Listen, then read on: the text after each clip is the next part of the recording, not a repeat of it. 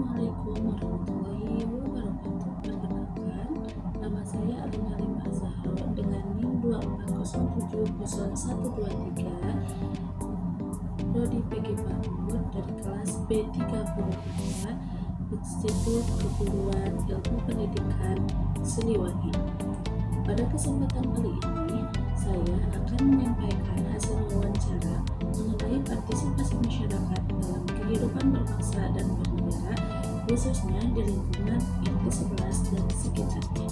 Video ini dibuat untuk memenuhi tugas akhir semester mata kuliah Pendidikan Kewarganegaraan dengan dosen pengampu Bapak Acep Haryudin M.Ed. Semoga video ini dapat memberikan wawasan dan manfaat bagi kita semua. Selamat menyaksikan. Assalamualaikum warahmatullahi wabarakatuh. Selamat sore Bapak, perkenalkan nama saya Alin Halimah Zahro, mahasiswa dari IKIP Siliwangi Bandung. Sebelumnya saya ucapkan terima kasih atas ketersediaannya Bapak dan meluangkan waktunya. Mohon izin Bapak, untuk wawancara ini apakah boleh untuk saya rekam? Karena wawancara ini adalah tugas akhir semester saya pada mata kuliah Pendidikan Kewarganegaraan. Boleh. Baik, perkenankan saya untuk mengajukan beberapa pertanyaan seputar kehidupan masyarakat dan kewarganegaraan di lingkungan ini. Yang pertama, boleh Bapak memperkenalkan diri terlebih dahulu, nama serta peran Bapak di masyarakat ini. Terima kasih. Assalamualaikum warahmatullahi wabarakatuh. Perkenalkan, nama saya Ikan Risdianto. Saya di sini sebagai Ketua RT 011 RW 04 Dusun 03 Desa Cipendei Kabupaten Kecamatan Bojong Kabupaten Purwakarta. Terima kasih. Selamat datang di kami di Kabupaten Lima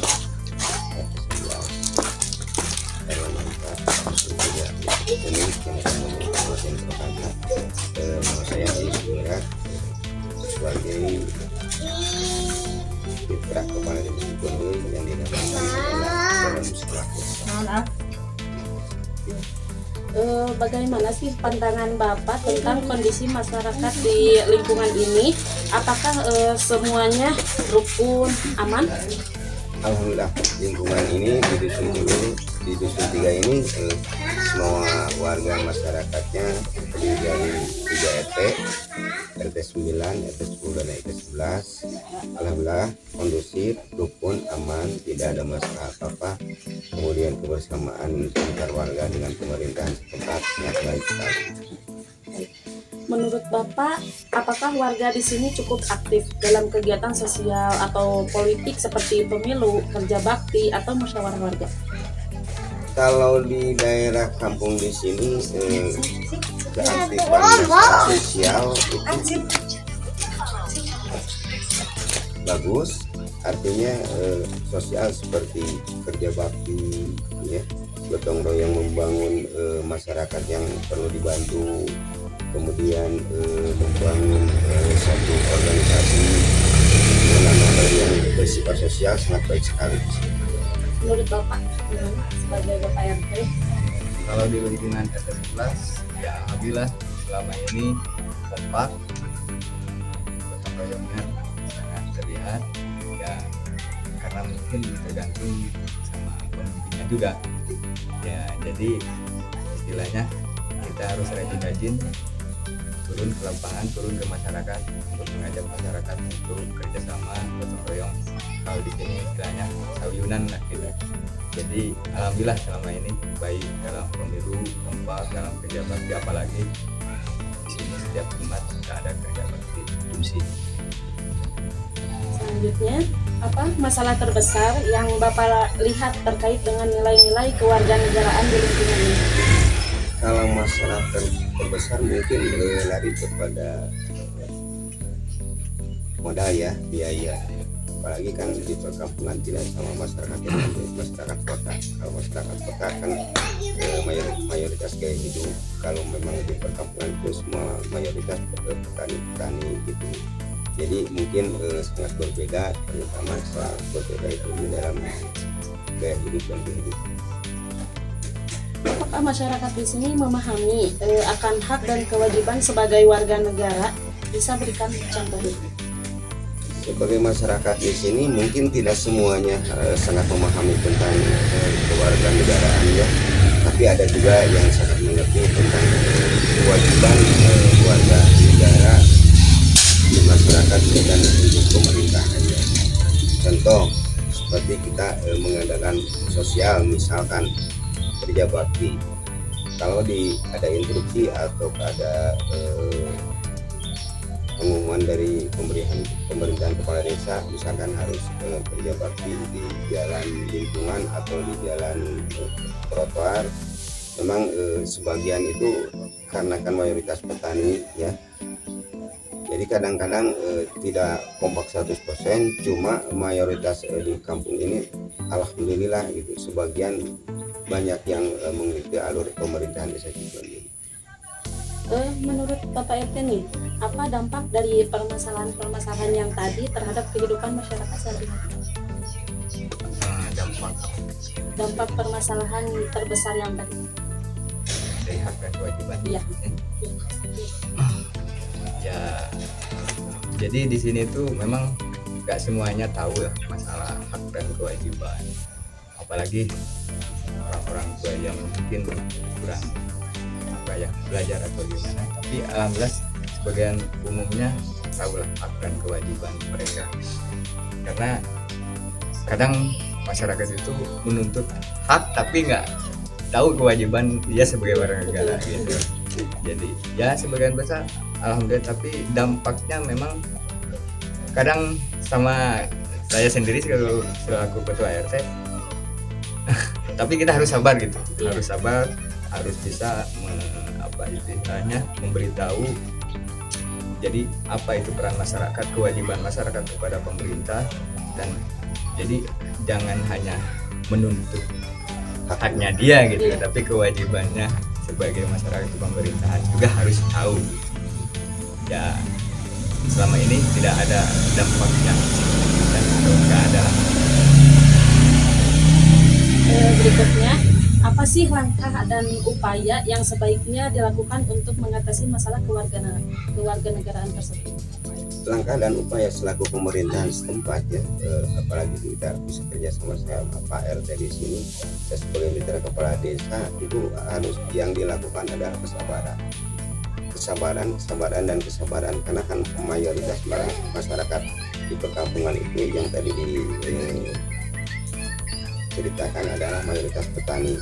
Jadi ilmu pengetahuan secara umum misalnya itu jarang ditempuh. Apalagi sekarang kan di masyarakat itu yang tahunya adalah kemajuan. Adapun di dalam kemajuan itu berbentuk teori dan pekerjaan itu bagaimana gitu. Makanya dituntutlah kesabaran dan ketabahan. Kalau memang kita tidak sabar untuk mengikuti alur alur masyarakat di tempat itu, nantinya kan akan terkendala juga gitu. Tapi alhamdulillah pemerintahan di sini secara bersabar mengikuti alur masyarakatnya, sedikit demi sedikit ada peningkatan. Apakah di lingkungan ini sudah ada program atau kegiatan yang bertujuan membentuk karakter kewarganegaraan seperti pengajian atau gotong royong? Menurut Bapak bagaimana efektivitas program-program tersebut? Di sini alhamdulillah yang tadi ditanyakan bagaimana membentuk masyarakat yang selalu sedikit memahami, di sini kebetulan contoh keagamaan. Di sini barangkali saya sendiri pada saat itu pada tahun 2000 bersama-sama dengan tokoh masyarakat di sini membentuk satu organisasi yang sifatnya keagamaan. Bersabar sampai pada saat ini masih terbentuk juga, alhamdulillah dijalankan udah 25 tahun. Jadi udah ada program, udah ada seolah-olah kewajiban masyarakat di sini dalam 1 tahun itu ada 3 kegiatan keagamaan, diantaranya pemuda dan orang tua berikut anak-anak semua masyarakat di sini kalau mengadakan hari besar Islam, contoh mengadakan pemuda itu sama-sama satu lingkungan di sini, satu tujuan. Kemudian kedua memperingati Maulid Nabi, semua sama kompak antara kepengurusan, tokoh masyarakat, orang tua, ibu-ibu, pemuda-pemuda, pemuda-pemudi, kemudian anak-anak semua kompak. Kemudian yang ketiga, alhamdulillah kalau di lingkungan ini setiap tahun mengadakan penyambutan 1 Muharram, dilanjutkan dengan tanggal 9 malam tanggal 10 itu diadakan santunan yang telah dilakukan udah belasan tahun lah gitu ya. Kemudian malahan sekarang juga kan besok ada tanggal 9 malam 10 diadakan santunan terhadap anak yatim dan orang-orang lansia atau yang disebut jompo. Alhamdulillah di sini kegiatan tersebut udah estafet, jadi tidak ada kendala, sudah dilakukan belasan tahun. Kalau keagamaannya udah puluhan tahun gitu. Ya alhamdulillah. Kesabaran para pengurus, tokoh masyarakat, tokoh agama, kemudian berkaitan dengan pemerintahan yang ada di sini, alhamdulillah berjalan lancar. Malahan tokoh-tokoh pejuang-pejuang keagamaan udah banyak yang meninggal gitu ya. Tapi alhamdulillah berjalan sampai saat ini berjalan lancar.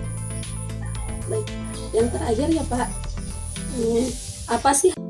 Berdasarkan hasil wawancara dan pengamatan, dapat disimpulkan bahwa masyarakat RT 11 dan sekitarnya sudah memiliki program-program keagamaan yang berjalan dengan baik sebagai bagian dari upaya mempererat tali silaturahmi dan meningkatkan keimanan warga. Selain itu, budaya gotong royong dan kerjasama antar warga masih terjaga dengan baik, mencerminkan kekompakan dan kepedulian sosial di lingkungan tersebut. Namun demikian, masih terdapat beberapa tantangan yang perlu diperhatikan, terutama terkait keterbatasan dana yang menjadi kendala dalam pelaksanaan program-program masyarakat. Selain itu, kepemimpinan di lingkungan tersebut diharapkan dapat lebih sabar dan bijaksana dalam menghadapi berbagai permasalahan yang ada. Terkait pemahaman yang tentang hak dan kewajiban warga negara, sebagian masyarakat sudah memahami pentingnya menyeimbangkan antara hak dan kewajiban. Namun, masih ada juga yang hanya fokus pada hak saja tanpa menjalankan kewajiban dengan baik. Oleh karena itu, diperlukan peningkatan edukasi dan kesadaran warga agar tercipta lingkungan masyarakat yang lebih harmonis, bertanggung jawab, dan saling menghargai satu sama lain.